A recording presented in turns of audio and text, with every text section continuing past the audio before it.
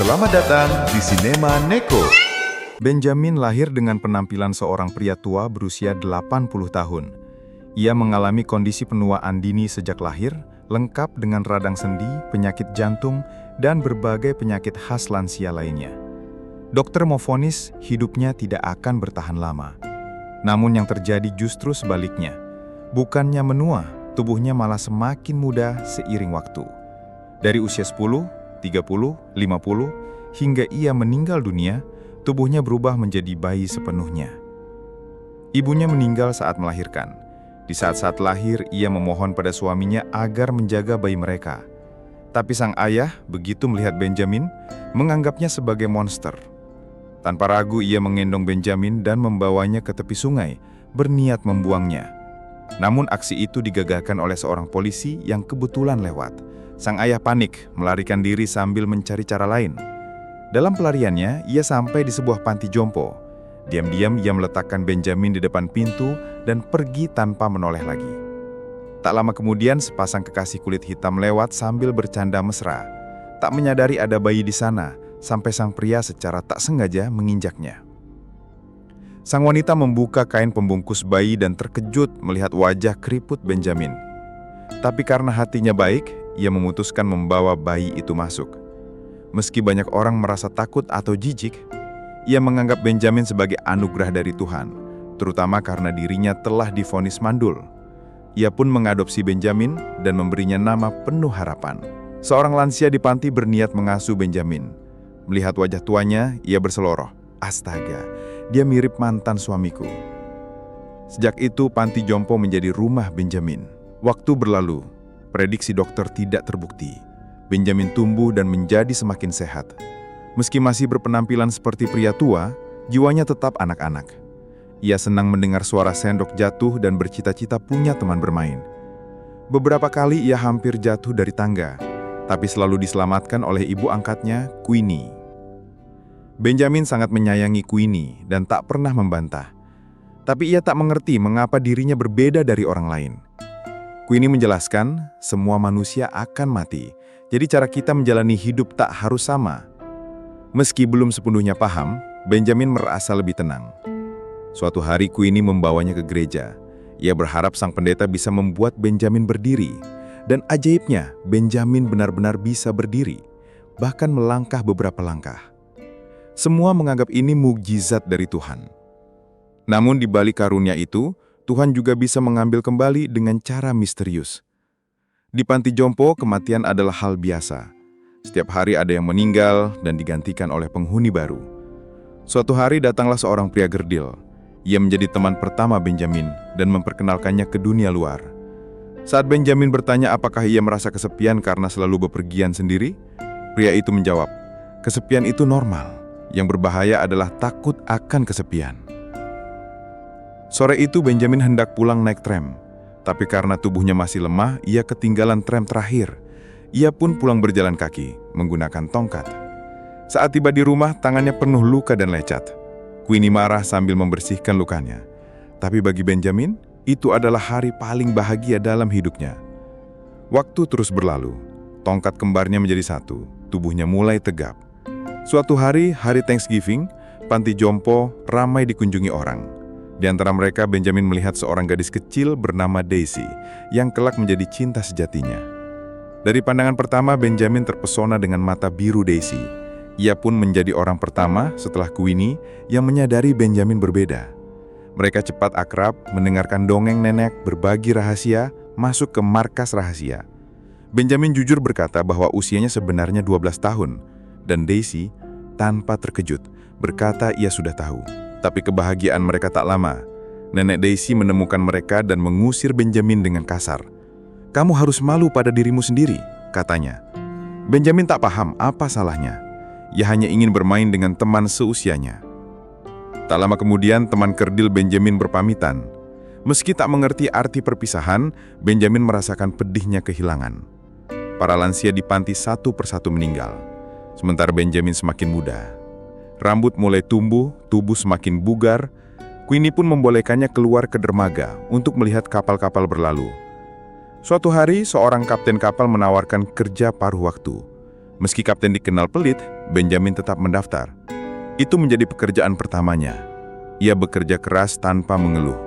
Hingga akhirnya, si kapten memberinya gaji dan menjadikannya teman. Mereka pun jadi akrab. Kapten suatu malam bertanya apakah Benjamin masih bisa berkawan. Benjamin menjawab bahwa ia punya tenaga, tapi belum pernah menyentuh perempuan. Terkejut, kapten langsung membawa Benjamin ke rumah bordil. Di sana mereka berbagi cerita. Kapten mengaku bahwa ia ingin menjadi seniman, tapi mimpinya dihancurkan oleh ayahnya. Maka ia putuskan mentato tubuhnya sebagai bentuk perlawanan. Malam itu, Benjamin untuk pertama kalinya merasakan kebahagiaan seksual. Ia juga belajar pentingnya uang. Saat pulang, ia bertemu dengan pria misterius yang ternyata ayah kandungnya sendiri. Selama ini ayahnya diam-diam mengamati dari jauh dan akhirnya memberanikan diri mengajak Benjamin minum di bar. Mereka ngobrol dan ayahnya meminta izin untuk sering menjenguk. Waktu berjalan, Daisy tumbuh menjadi remaja cantik. Benjamin pun semakin tampan dan bugar. Suatu pagi, ia membangunkan Daisy dan mengajaknya ke dermaga melihat laut. Mereka membangunkan kapten agar bisa naik kapal di pagi buta. Kabut menyelimuti laut seperti masa depan mereka yang belum jelas.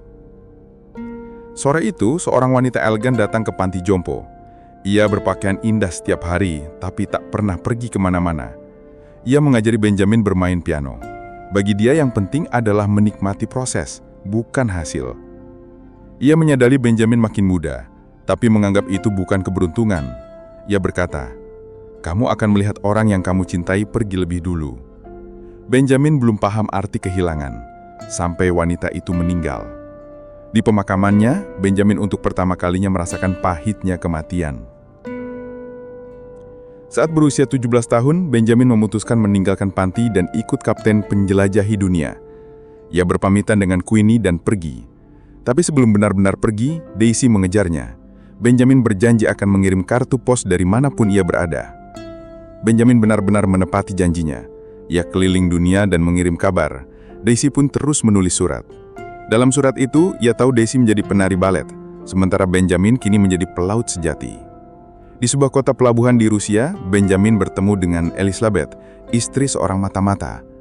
Karena sering ditinggal suaminya, mereka mulai bercakap-cakap setiap malam. Dari obrolan teh hingga ciuman, hubungan mereka berkembang. Tapi suatu pagi, Elizabeth menghilang, hanya meninggalkan surat bertuliskan, "Senang bertemu denganmu." Kemudian pecahlah Perang Dunia Kedua. Jepang menyerang Pearl Harbor. Kapal di mana Benjamin bekerja direkrut militer. Mereka bertugas menarik kapal-kapal rusak. Dalam sebuah pertempuran, kapal mereka berani menabrak kapal selam musuh. Kapten tertembak dan meninggal, tapi kapal selam berhasil dihancurkan. Benjamin satu-satunya yang selamat. Saat menguburkan para korban, ia melemparkan pelampung ke laut. Tiba-tiba seekor burung kolibri muncul. Itu burung favorit kapten yang punya makna hidup, terus bergerak atau mati. Benjamin kembali ke panti. Banyak penghuni lama telah tiada. Queenie pun sudah tua, tapi Benjamin justru tampak lebih muda. Ia menyambut Benjamin dengan pelukan hangat. Meski ada jarak waktu yang lama, kasih sayangnya tetap sama. Suatu pagi, ia bertemu lagi dengan Daisy. Kini sudah menjadi wanita dewasa yang cantik. Mereka bertemu, makan malam, bernostalgia. Tapi Benjamin sadar, mereka kini di fase hidup yang berbeda.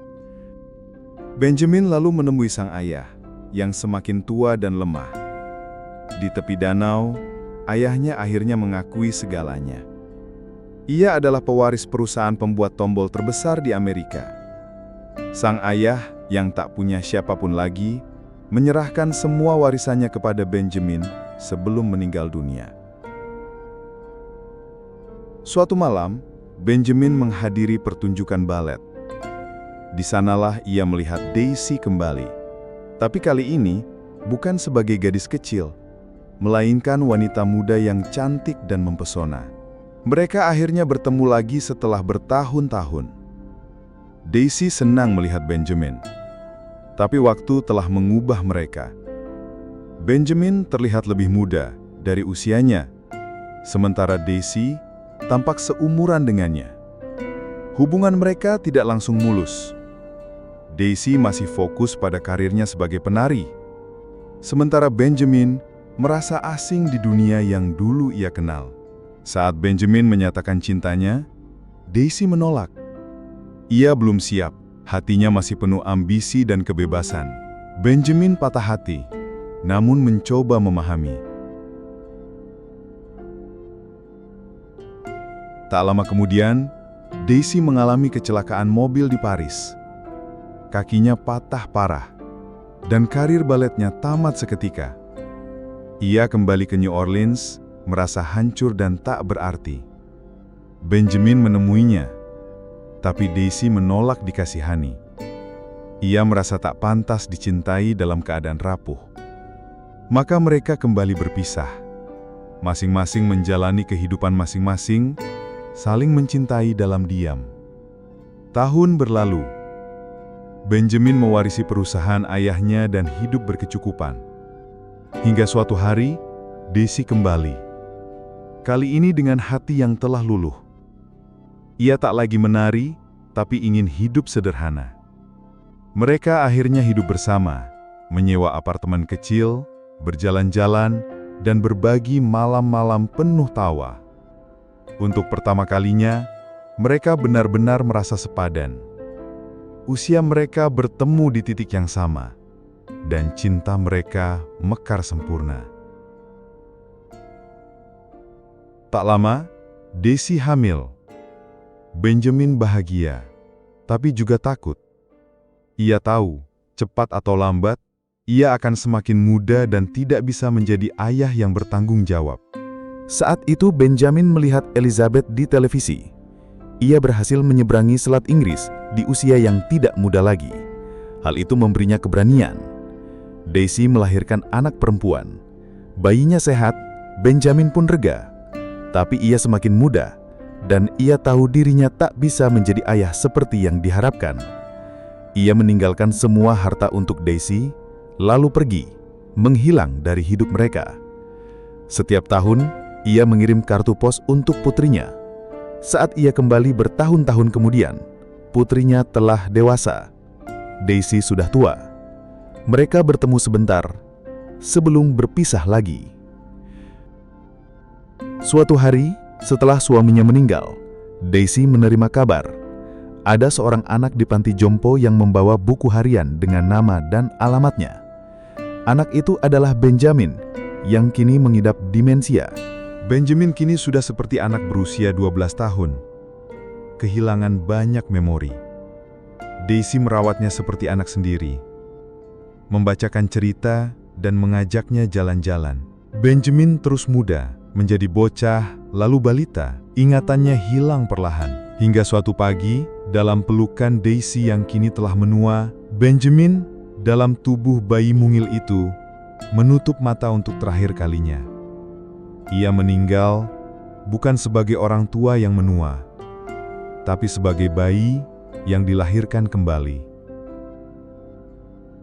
Di masa sekarang, Caroline, putri Benjamin, membaca semua perjalanan hidup ayahnya. Untuk pertama kalinya, ia tahu siapa dirinya sebenarnya. Caroline kini melihat hidup dengan cara baru, bahwa waktu bukanlah musuh, tapi misteri yang indah.